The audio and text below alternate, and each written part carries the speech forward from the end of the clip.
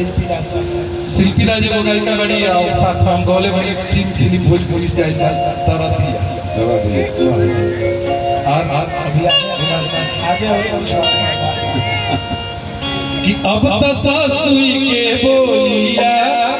2 महीना बाद 3 महीना बाद 4 महीना बाद जब ना लोग के बोली मीठ लागेला वही लोग के बोली कटाव लागे जब मन ना मिलेला कि मम्मीला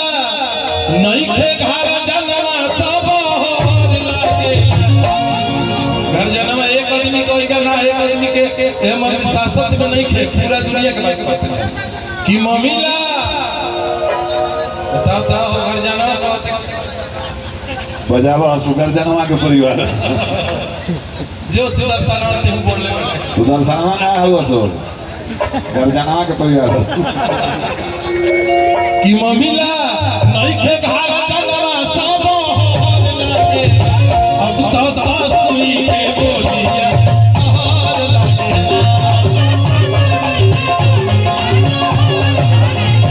अब तो सासुई के बोलिया हार लागे मम्मीला नहीं के घर जनवा सब लागे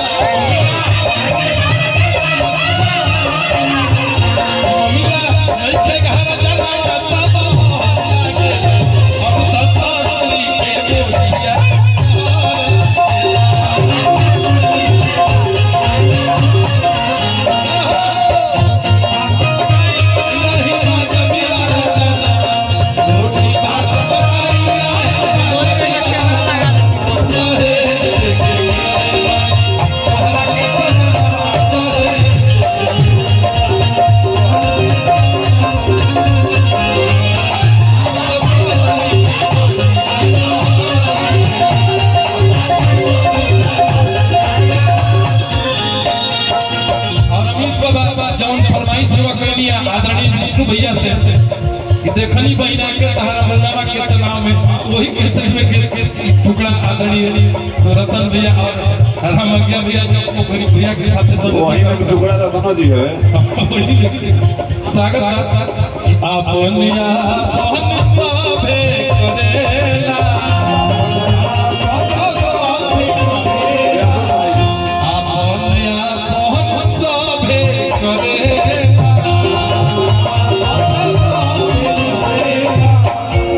राजू ओझा जी मुखिया जी पंचायत के और ये पंचायत के भावी और प्रभावी मुखिया हमने के 2 को लेके सब भाई का भाइयों लोग यहाँ सब भाइयों लोग हैं आदरणीय श्री राजू ओझा भाइयों लोग यहाँ सब भाइयों लोग हैं कोनो देश के प्रथम नागरिक अगर राष्ट्रपति होला तो गांव के प्रथम नागरिक ग्राम प्रधान मुखिया आदरणीय राजू भैया की तरफ से सैकड़ों हजारों रुपए का आशीर्वाद से धन्यवाद माता रानी की कृपा बनल रहे दिल से धन्यवाद आपनिया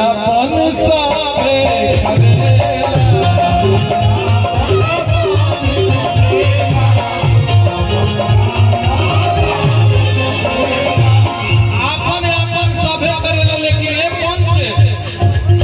साझी के सुई साझी में के सुई से नरा पर चले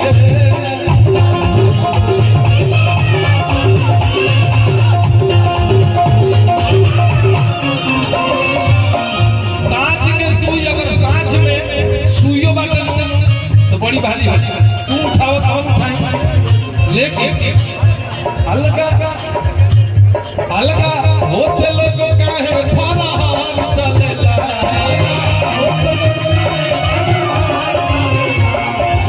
ईमानदारी से देख लेबनी जब संयुक्त परिवार बात तो सबके अभाव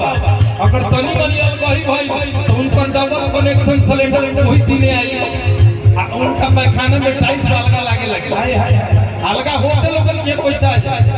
अमित के लागत है पैखाना मांगे अलगा होते लोग काहे बाबा चले अलगा होते लोग काहे बाबा चले ससुई के बोलिया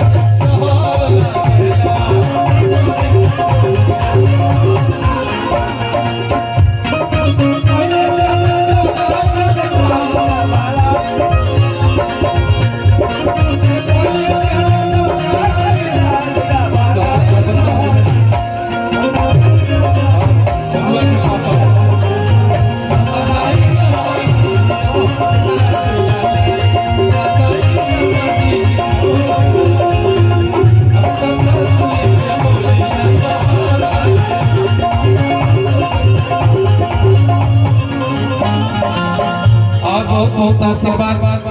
बबुआ के पापा आलोक आदरणीय गार्जियन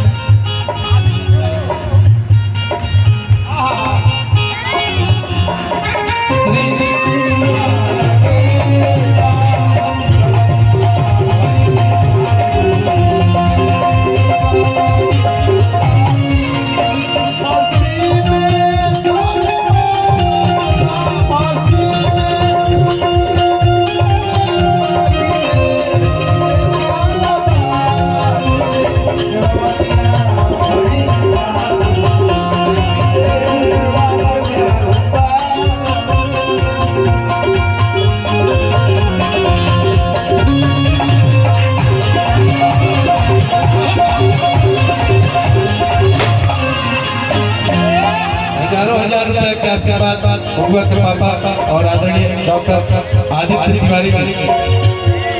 दिल से धन्यवाद आभार व्यक्त करते हैं। माता रानी के कृपा बना रहे और एगो सत्य बात अनका से चिकन जो सबके जिंदगी में लागू होता है। रतन भैया मुन्ना भैया सुनी हो तू सारा से चिकन बाकी अपने में मोट बा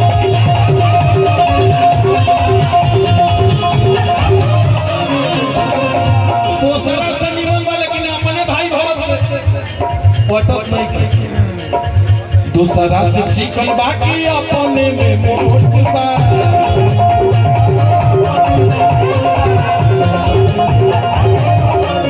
घर के मौकी सोचली सब फिकिर का बात जब बगली में नोट बा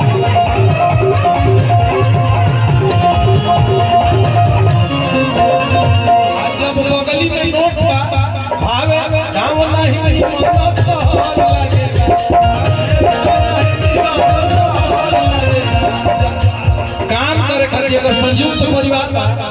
भैया संयुक्त परिवार बा तो सब्जी होइबे करी सबके खाना बनावे ना पड़ी जेकर मन ई नहीं भइल कि अपने बाल बच्चा के पढ़ावे के बहाना बना के आगे चाहे बक्सर पटना डेरा लेके रही वो लोग आजकल